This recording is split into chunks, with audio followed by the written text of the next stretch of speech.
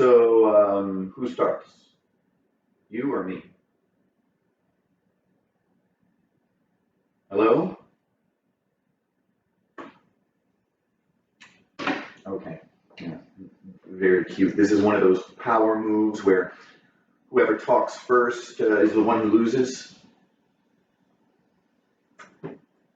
Fine with me. I don't think you know who you're dealing with. All I have to say is, let the games begin.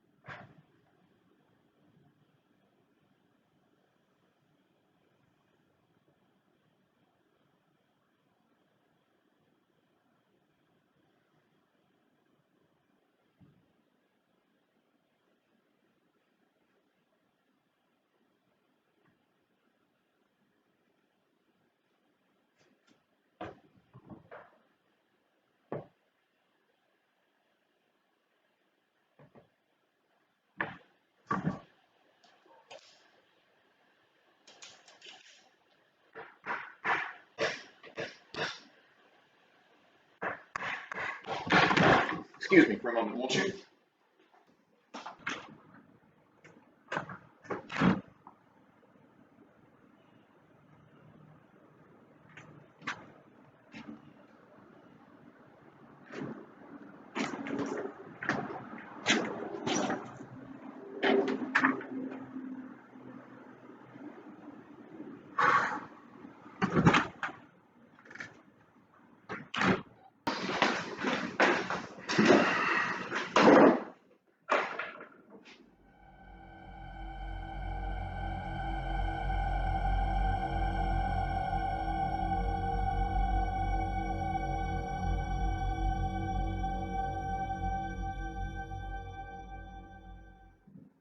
So it's war.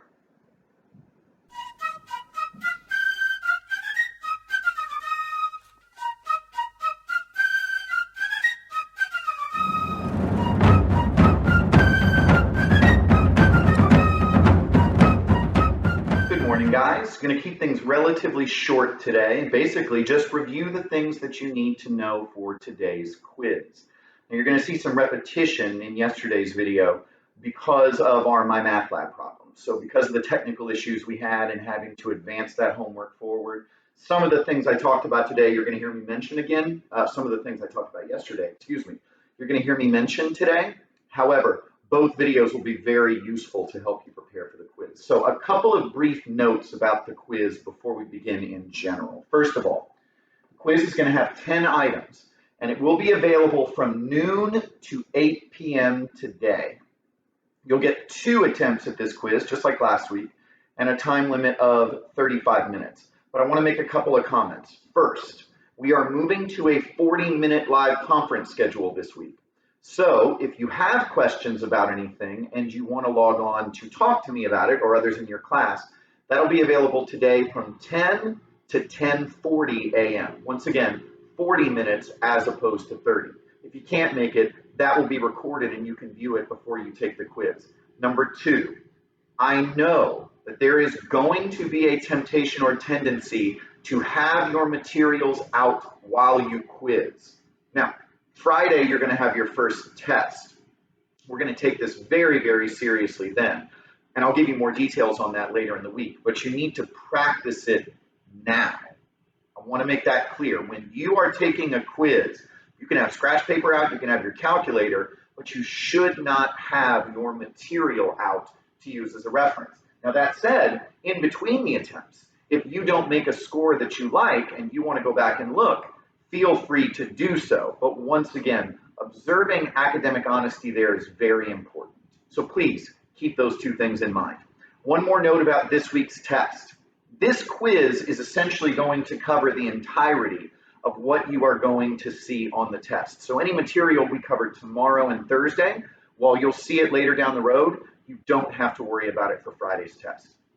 So 10 items total here, and let's go through everything. So first off, The first three questions will involve exponential basics. That's basically being able to calculate values in your calculator. That's looking at a function and being able to derive points. And then finally, being able to derive the function by looking at a curve itself. Now, you've already had a quiz over some of these things, so that's going to be reinforced for you. The dates that you want to look at is the homework that was assigned on March 22nd. That was last Friday, 2 Fridays ago, if you want to think about it that way. And the quiz that you were given on March 24th. That'll be a place to reinforce those ideas. You will only have one transformation. And yesterday's video, and by the way, watching views again, it is important that you watch these videos because A, I might give you video quizzes again, but B, like now, I'm going to give you a leg up on some of the things you have coming up. That transformation is not going to involve any more than 2 total types of transformations out of the 4, so you don't have to worry about one with 3. That's going to be on the homework from March 25th. Next, relating the bases. Seemed to go well once everybody got it figured out. That's going to be from the homework on March 26th. And then finally, here's where I'm going to get a little bit more in depth. You're going to have 3 application questions here. So 2 things that I want to say about that. It was my intent yesterday to give you a second homework assignment that covered some variations on the formulas. In fact, watching yesterday's video, you would have seen that. So I do want to let you know that I'm still reserving the right to put those things on the quiz. So 2 things before I get to the second big thing that I want to talk about. Number 1, make sure you go back and watch yesterday's video again, in addition to the one from Friday. And number 2, I've made a very short homework assignment today that has examples of those. It is not for a grade, but it gives you the chance to practice before you take the quiz. This brings me to my second big point.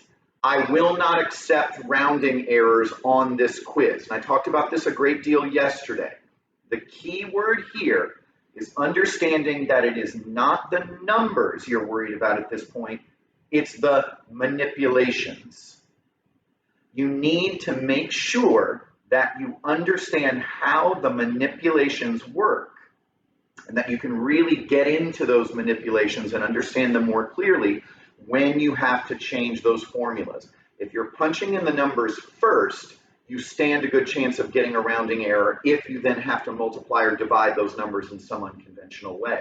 However, if you make sure you perfect the manipulations first, then you can be sure that you'll get a right answer. So looking at the additional homework assignment that I gave you today, which I stress is not for a grade, is going to be a way to do that. So the big takeaway from these questions is, yes, the formulas will be provided for you.